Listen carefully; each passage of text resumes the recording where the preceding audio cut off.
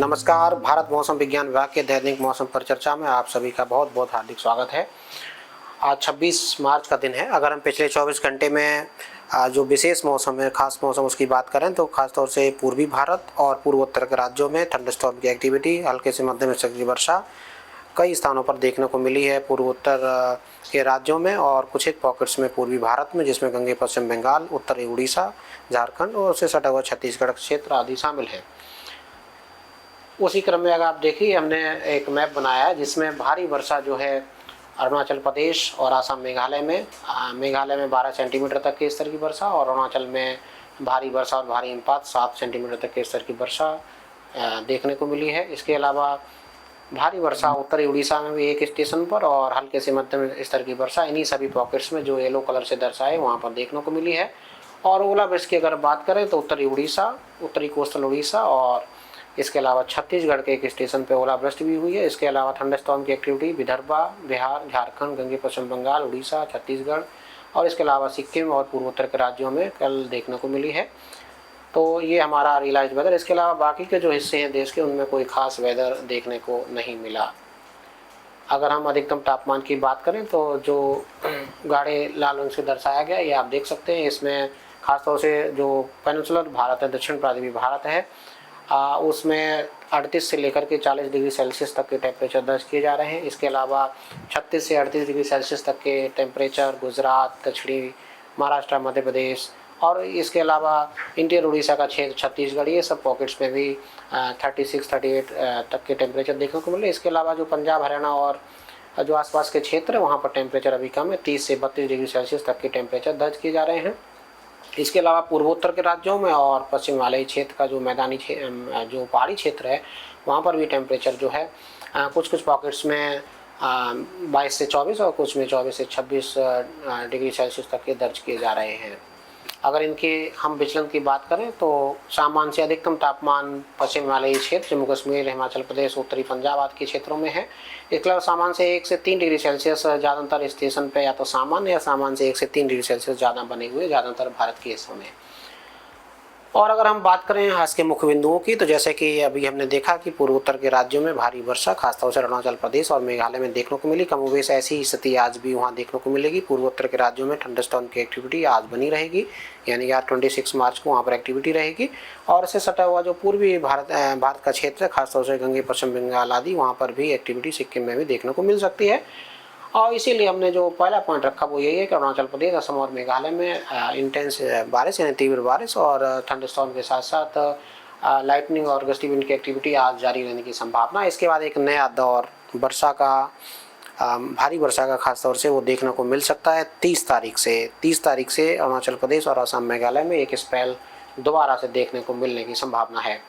और जो दूसरा पॉइंट वो ये है कि जो पश्चिम हिमालयी क्षेत्र है, खासतौर से जम्मू कश्मीर, लद्दाख, हिमाचल प्रदेश और उत्तराखंड का क्षेत्र है, वहाँ पर 26 से लेकर के 31 मार्च के बीच में एक्टिविटी देखने को मिलेगी। और अगर पीक एक्टिविटी की बात करें, सबसे ज़्यादा एक्टिविटी 28 और 29 तारीख को देखने को मिल सकती है। तो उस 28 से स्टार्ट होगी और 29-30 में पीक एक्टिविटी रहेगी। और अगर मैदानी क्षेत्रों की बात करें तो कमोबेश जो पंजाब, हरियाणा और उत्तर पश्चिम उत्तर प्रदेश का क्षेत्र है, वहाँ पर भी हल्की फुल्की वर्षा इसी दौरान देखने को मिलने की संभावना रहेगी। अगर हम बात करें आज के मौसम सिस्टम्स की, तो हमारे पास मुख्य रूप से एक पश्चिम विक्षोभ काफ़ी पीछे ईरान के आसपास एक ट्रफ के रूप में देखने को मिल रहा है। इसके अलावा पूर्वोत्तर के राज्यों के लिए जो मुख्य हमारे पास सिनोप्टिक सिस्टम, वो उत्तरी पूर्वी आसाम के पास एक साइक्लोनिक सर्कुलेशन है। इसके अलावा वेस्टर्ली विंड्स में एक ट्रफ है जो कि पूर्वोत्तर राज्यों को प्रभावित कर रही है। इसके अलावा एक जो हमारा मध्य पेनिनसुलर भारत है, वहाँ पर भी एक ट्रफ लाइन जो है देखने को मिले, जो कि उत्तरी इंटीरियर कर्नाटका से लेकर के विदर्भा तक बनी हुई है। अदरवाइज कोई भी खास सिस्टम अभी इसके अलावा और देखने को नहीं मिल रहा। तो इन्हीं वेस्टर्ली ट्रफ और साइक्लोनिक सर्कुलेशन की वजह से जो मॉइस्चर इनकर्सन और बाकी की जो फेवरेबल कंडीशंस वो पूर्वोत्तर के राज्यों के लिए बनी हुई हैं। इसके अलावा ये पश्चिम विक्षोभ आगे भारत की तरफ मूव करेगा और चलेगा, तो इसके लिए कल से यहाँ पर खासतौर से पश्चिम हिमालयी क्षेत्र में एक्टिविटी बढ़ेगी और इसके बाद ये 31 तारीख तक बने रहने की संभावना। हालांकि एक 29 से हम मेंशन कर रहे हैं कि एक नया पश्चिम विक्षोभ प्रभावित कर सकता है, तो ये पश्चिम विक्षोभ और 29 से जो एक्टिविटी बढ़ेगी, उन दोनों को मिला के जो है 26 से लेकर के 31 तक के बीच में पश्चिम हिमालयी क्षेत्र में एक्टिविटी देखने को मिलती रहेगी।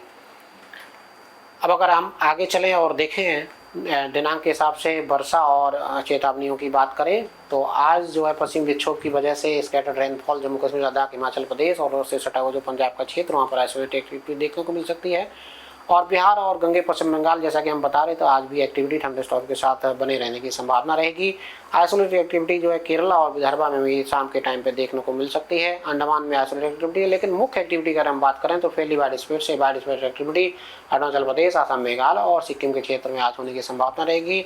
और नागालैंड, मणिपुर, मिजोरम, त्रिपुरा में भी स्कैटर्ड एक्टिविटी थंडरस्टॉर्म लाइटनिंग के साथ देखने को मिल सकती है। अगर हम चेतावनी की बात करें तो पूर्वोत्तर के राज्यों में थंडरस्टॉर्म की एक्टिविटी बने रहने की संभावना है। भारी वर्षा और भारी हिमपात अरुणाचल प्रदेश में और असम, मेघालय में भारी वर्षा आज देखने को मिल सकती है। और थंडरस्टॉर्म की एक्टिविटी जैसे हम बता रहे थे सिक्किम और गंगे पश्चिम बंगाल में देखने को मिल सकती है पूर्वोत्तर राज्यों के साथ साथ।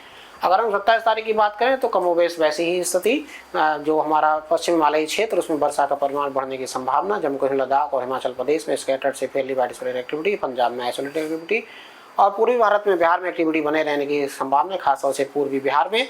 इसके अलावा सिक्किम का जो क्षेत्र है और जो उप हिमालयी पश्चिम बंगाल का क्षेत्र है वहाँ पर भी एक्टिविटी बनी रहेगी, स्कैटर्ड एक्टिविटी। हालांकि अरुणाचल प्रदेश में वाइड स्प्रेड एक्टिविटी 27 तारीख को बनी रहने की संभावना है। और असम, मेघालय, नागालैंड, मणिपुर, मिजोरम, त्रिपुरा में वर्षा में कमी आएगी। हालांकि आइसोलेटेड एक्टिविटी वहाँ पर भी बनी रहेगी। अंडमान और केरला में भी एक्टिविटी देखने को मिलेगी, हल्की फुल्की बारिश 27 तारीख को।